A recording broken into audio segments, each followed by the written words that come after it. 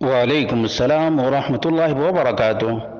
اللہ رب العالمین خیر و عافیت میں رکھے۔ سوال یہ تھا کہ قرآن لیٹ کر پڑھ سکتے ہیں؟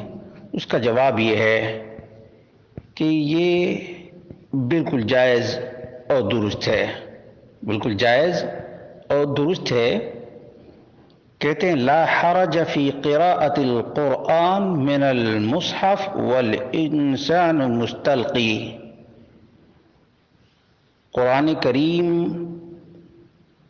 دیکھ کر پڑھنے میں کوئی حرج کی بات نہیں ہے جبکہ انسان لیٹا ہوا ہو۔ اس سلسلے میں صحیح بخاری کی 7549 نمبر کی روایت ہے، مسلم میں 301، ان النبی صلی اللہ علیہ وسلم كان يتكئ في حجر عائشہ ويقرأ القرآن۔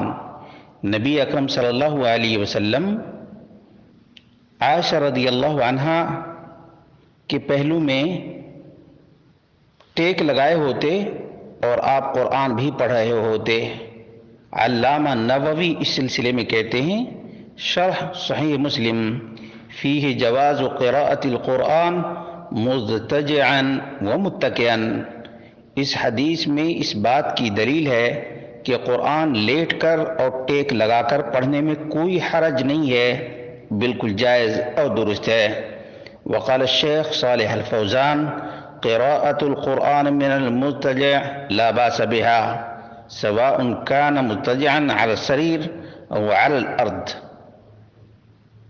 لیٹ کر قرآن پڑھنے میں کوئی حرج نہیں ہے، چاہے چارپائی پر لیٹا ہو یا زمین پر لیٹا ہو، چاہے چارپائی پر لیٹا ہو یا زمین پر لیٹا ہو۔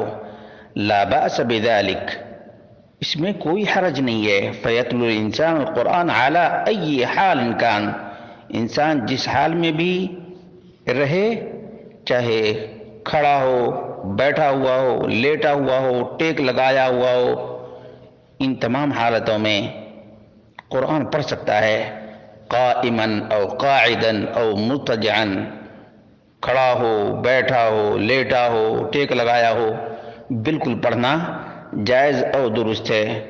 حقیقت تو یہ ہے کہ قرآن کریم پڑھنے کے لیے ہے۔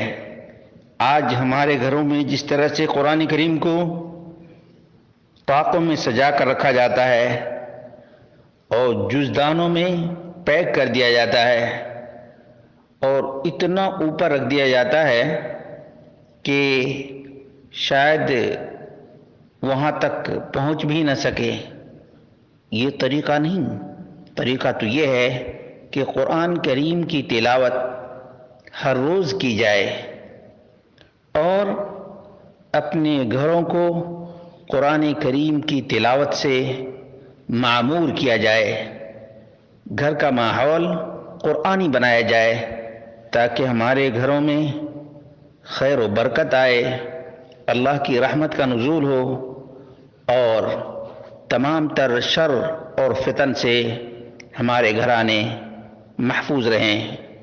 اور خاص طور سے آج کل الحمدللہ قرآن کریم کے بہترین تراجم موجود ہیں، ان سے بھی فائدہ حاصل کیا جائے اور عقائد و اعمال کی اصلاح بھی۔